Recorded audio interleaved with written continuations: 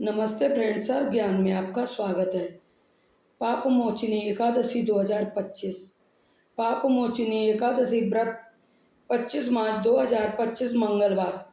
एकादशी तिथि प्रारंभ 25 मार्च 2025 को 5:05 AM। एकादशी तिथि समाप्ति 26 मार्च 2025 को 3:45 AM। 26 मार्च को पारण समय 1:41 PM से 4:08 PM। पारण तिथि के दिन द्वादशी, समाप्ति का समय 9:14 AM। पाप मोचनी एकादशी पौराणिक धार्मिक शास्त्रों के अनुसार चैत्र मास के कृष्ण पक्ष की एकादशी तिथि को पाप मोचनी एकादशी व्रत रखा जाता है। पाप मोचनी एकादशी होली, रंग पंचमी और नवरात्रि के मध्य आती है। चैत्र कृष्ण एकादशी यानी पाप मोचनी एकादशी के दिन भगवान विष्णु का पूजन किया जाता है। मान्यता के अनुसार पाप मोचनी एकादशी को पापों का नाश करने वाली माना जाता है।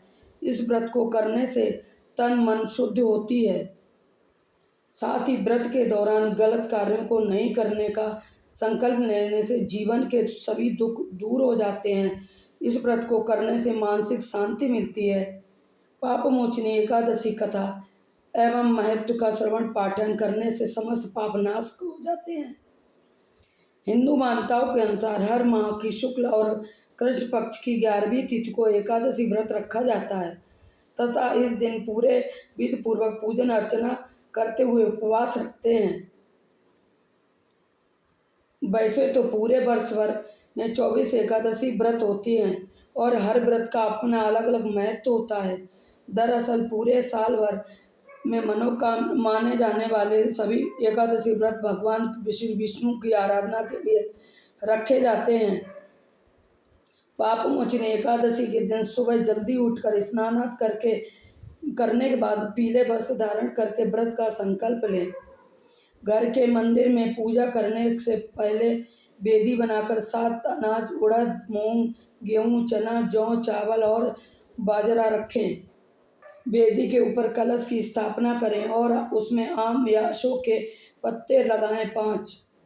अब वेदी पर भगवान श्री विष्णु की मूर्ति या तस्वीर स्थापित करें और भगवान को पीले फूल, ऋतु फल और तुलसी दल समर्पित करें।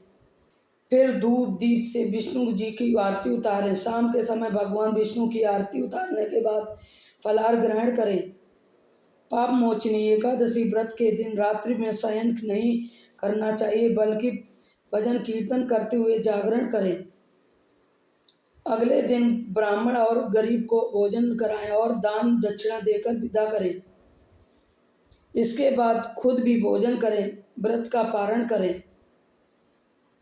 पाप मोचनी कथा के अनुसार प्राचीन समय में चित्ररथ नामक एक रमणीक वन था। इस वन में देवराज इंद्र गंधर्व कन्याओं तथा देवताओं सहित स्वच्छंद विहार करते थे। एक बार मेधावी नामक ऋषि भी वहां पर तपस्या कर रहे थे। वे ऋषि शिव उपासक तथा अप्सराएं शिव द्रोणी अनंगदासी अनुचरी थी। एक बार कामदेव ने मुनि का तप भंग करने के लिए उनके पास मंजुघोषा नामक अप्सरा को भेजा। युवावस्था वाले मुनि अप्सरा के हाव भाव, नृत्य, गीत तथा कटाक्षों पर काम मोहित हो गए। रति क्रीड़ा करते हुए 57 वर्ष व्यतीत हो गए। एक दिन मंजुघोषा ने देवलोक जाने की आज्ञा मांगी। उसके द्वारा आज्ञा मांगने पर मुनि को भान आया और उन्हें आत्मज्ञान हुआ कि मुझे रसातल में पहुंचाने का एकमात्र कारण अप्सरा मंजुघोषा ही है। क्रोधित होकर उन्होंने मंजुघोषा को पिशाचिनी होने का शाप दे दिया। यह सुनकर मंजुघोषा ने कांपते हुए ऋषि से मुक्ति का उपाय पूछा। तब मुनिश्री ने पाप मोचनी एकादशी का व्रत रखने को कहा और अप्सरा को मुक्ति का उपाय बताकर पिता च्यवन के आश्रम में चले गए।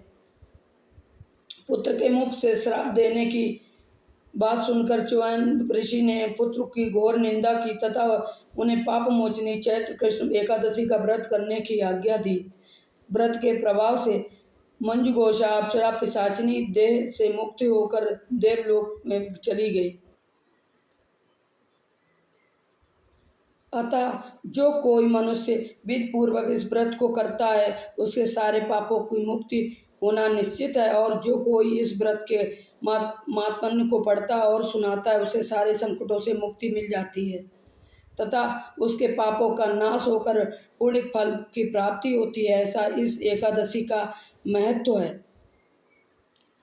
इस लेख में नियत किसी भी जानकारी सामग्री गणना की सटीकता या विश्वसनीयता की गारंटी नहीं है। विभिन्न माध्यमों और धर्म ग्रंथों संग्रहित कई ये जानकारियाँ आप तक पहुँचाई गई हैं। हमारा उद्देश्य महज सूचना पहुँचाना है। इसकी उपयोगकर्ता से महज सूचना समझ कर ही लें। इसके अतिरिक्त इसके किसी भी उपयोग की जिम्मेदारी स्वयं उपयोगकर्ता ही की होगी। तो आज के लिए बस इतना ही। Thanks for watching.